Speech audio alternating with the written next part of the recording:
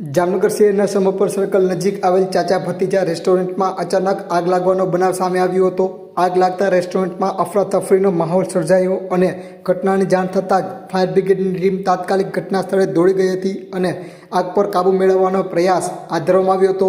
આગના કારણે નુકસાન થયાનું પણ સામે આવ્યું છે, જોકે કોઈ જાનહાનિના સમાચાર સામે આવ્યા નથી। આગ લાગવાનું ચોક્કસ કારણ જાણવા માટે તપાસ હાથ ધરવામાં આવી છે।